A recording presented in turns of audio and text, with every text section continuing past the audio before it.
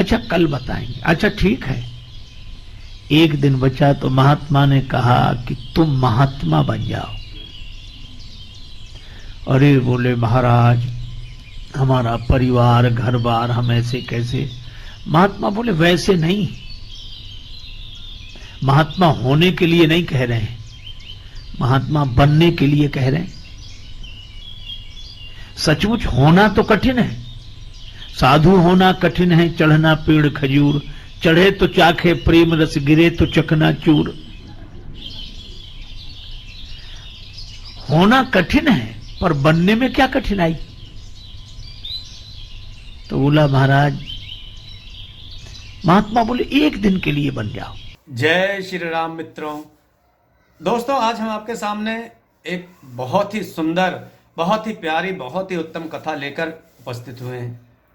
वैसे मित्रों हम जितनी भी कथाएं लाते हैं आपके सामने, आप कमेंट में जरूर लिख के बताएं कि वह कैसी लगती हैं आपको, और गुरु जी की जो वाणी है, जो उनके मुख से जो अमृत बरसता है, आपको सुनकर कितना आनंद आता है उसमें। मित्रों ये कथा बहुत ही रोचक है, बहुत ही रोचक। राजा ने ऐसे प्रश्न किए जिनका जवाब बहुत ही उत्तम तरीके से दिया गया एक संत के द्वारा। चलिए मित्रों कथा को सुनते हैं और आनंद लेते हैं, उसके बाद बात करते हैं। एक राजा के 3 प्रश्न। ईश्वर एक है कि अनेक है, तो रहता कहां है, मिलता कैसे है। तीसरा करता क्या है। राजा ने बड़े बड़े विद्वानों से पूछा 3 ही प्रश्न। ईश्वर एक है कि अनेक, रहता कहां है, मिलता कैसे है, और वो करता क्या है। लोगों ने अपने अपने तरह से उत्तर दिए। राजा संतुष्ट नहीं हुआ। एक दिन राजा अपने घोड़े पर बैठकर जा रहा था। सामने से अलमस्त महात्मा ब्रह्मानंद की मस्ती में लीन, स्वरूपानंद की मस्ती में लीन, मस्ती से झूमते चले आ रहे थे। इसने महात्मा को देखा तो वही प्रश्न किया कि ईश्वर एक है कि अनेक, रहता कहां है, मिलता कैसे है, और करता क्या है। महात्मा उसी मस्ती में बोले कि यह कोई पूछने का ढंग है। तुम घोड़े पर बैठे हो, हम रास्ते में खड़े हैं। अरे पहले कहीं मैं विश्राम करूं, मेरे खाने पीने की व्यवस्था कर, फिर श्रद्धा पूर्वक पूछना। श्रद्धावान लभते ज्ञानम। यह तो उद्दंड का ढंग है, श्रद्धालु का नहीं। राजा समझ गया कि ये महात्मा वैसे नहीं है। हाथ जोड़कर बगीचे में ले गया। बगीचे में एकांत में कुटिया थी, सारी व्यवस्था थी। महात्मा जी को ठहरा दिया, सब व्यवस्था हो गई। 2 दिन बाद राजा गया कि महाराज अब मेरे प्रश्नों का उत्तर। महात्मा बोले अकेले में सुनना चाहते हो कि सबके बीच में। राजा ने कहा कि सबके बीच में हो तो और अच्छा, सब समझ लेंगे। महात्मा बोले तो सबको इकट्ठा करो। महाराज तो ये आज 1-2 दिन में तो सब इकट्ठे नहीं हो पाएंगे, हम सूचना करेंगे और तब धीरे धीरे धीरे सब लोग इकट्ठे होंगे।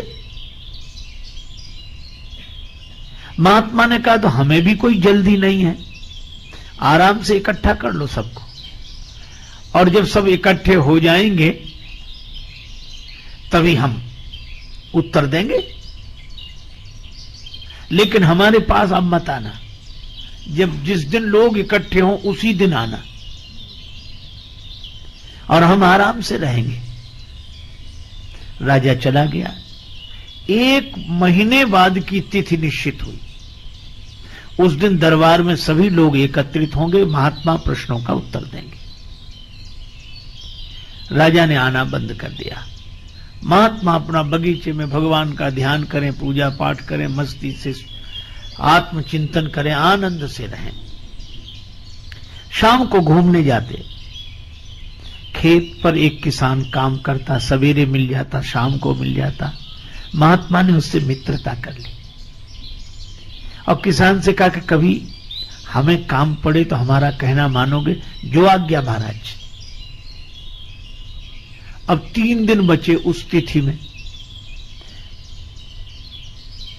महात्मा ने किसान से कहा कि हमें जरूरी काम अब आ गया है, कल तक बता देंगे।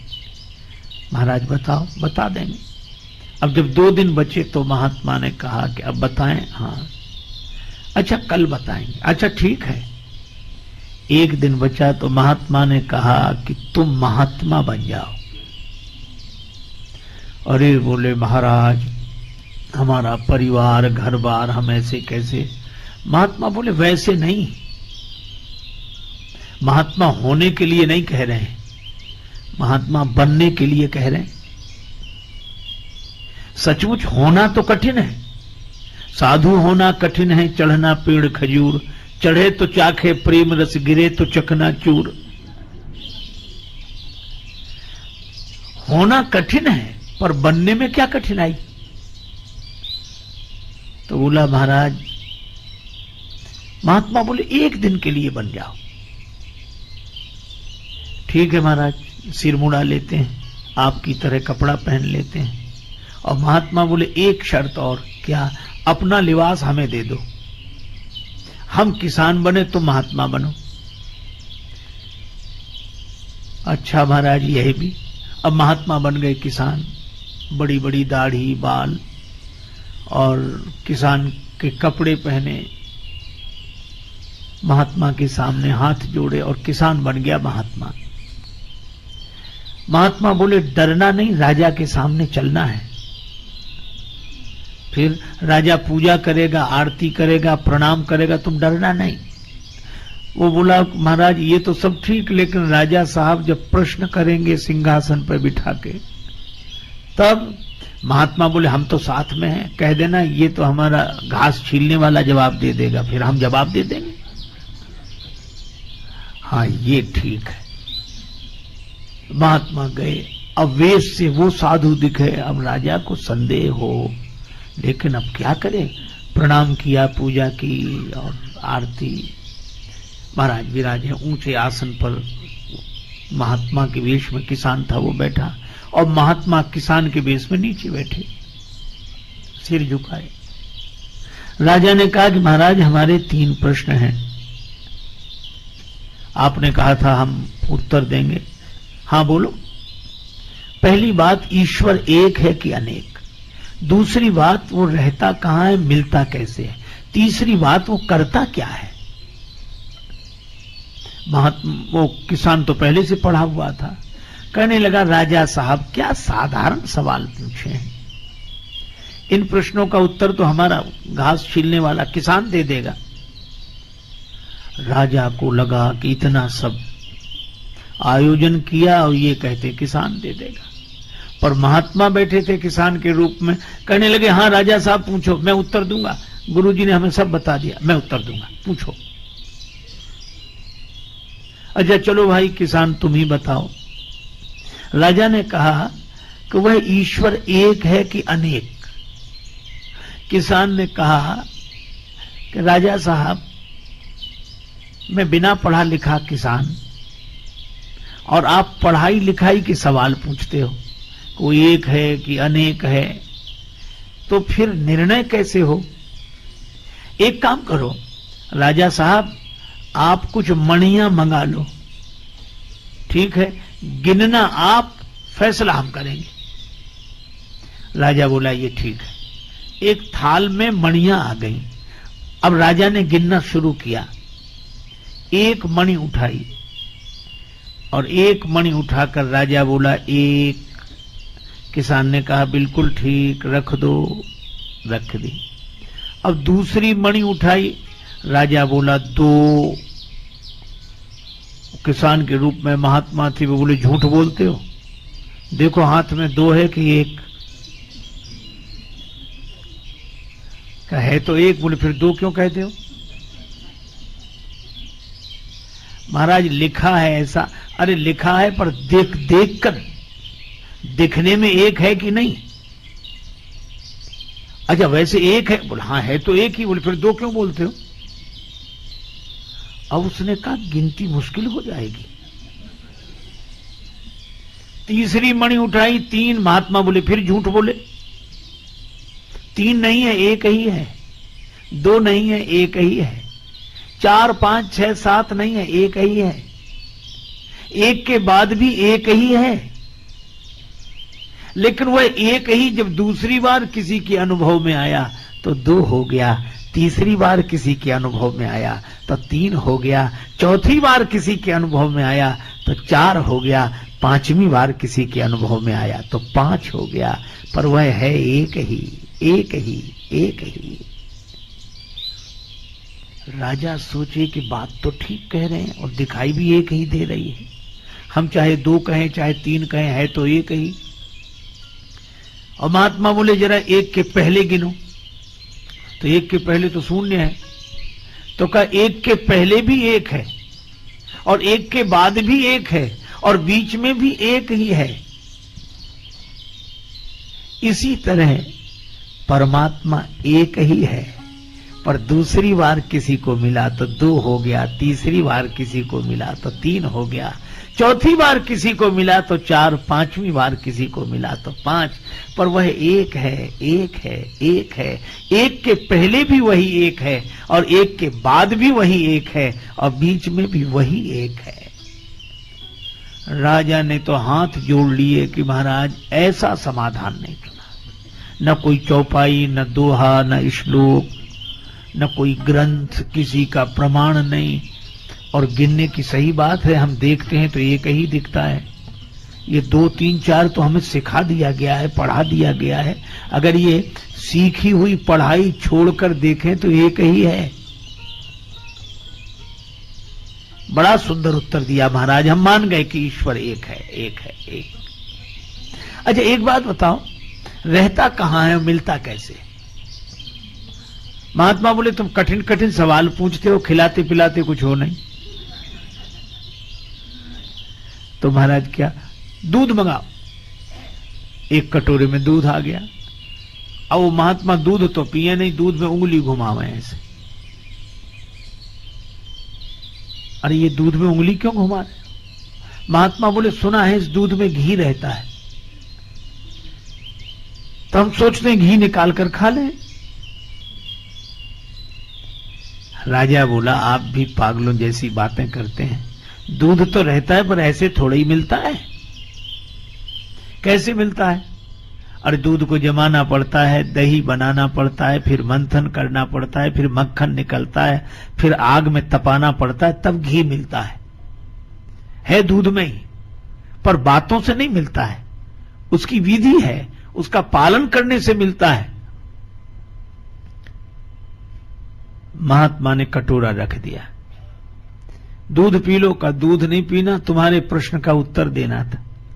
तुम कहते हो रहता कहां है और मिलता कैसे है? जैसे दूध में घी रहता है, इसी तरह परमात्मा तुम्ही में समाया हुआ है, तुम्ही में समाया हुआ है। लेकिन वह बातों से नहीं मिलता,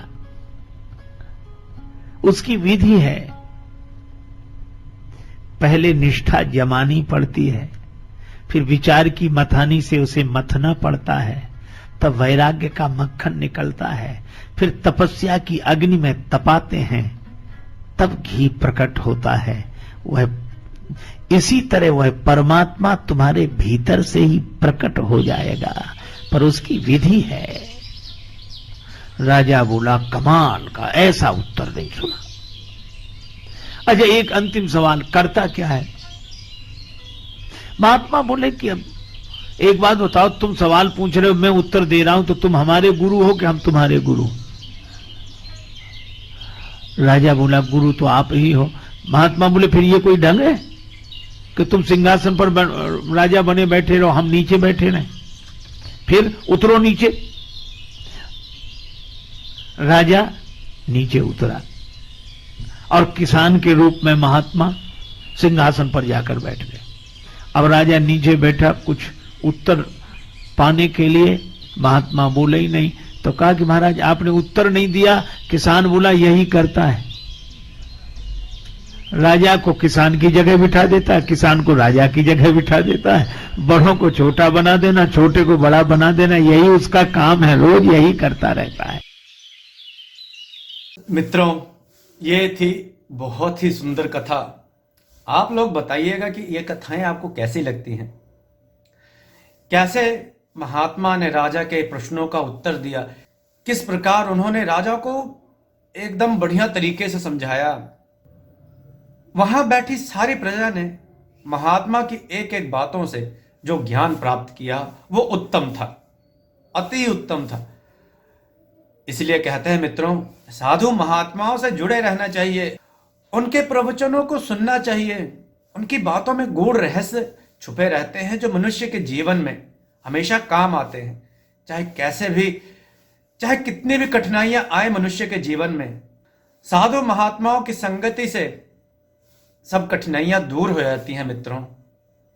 वो ऐसी ऐसी ज्ञान की बातें लोगों को बताते हैं कि कठिनाइयां अपने आप ही भाग जाती हैं, प्रभु से मिलने के मार्ग दिखाते हैं।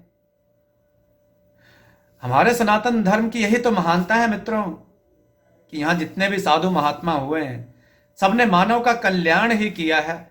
जो मैं आपको बार बार कहता हूं कि हमेशा साधु महात्माओं की सेवा करें, उनके साथ जुड़े रहे मित्रों। इस कथा में भी राजा को किस ढंग से महात्मा जी ने समझाया कि राजा वाह वाह कर उठा। एक एक बात को बिल्कुल सरल शब्दों में समझाया, बिल्कुल सरल, कि आम जनता को भी वो बातें समझ आ जाएं। प्रभु जो चाहें वो कर सकते हैं, करवा सकते हैं, आपकी स्थिति को मिनट में बदल सकते हैं।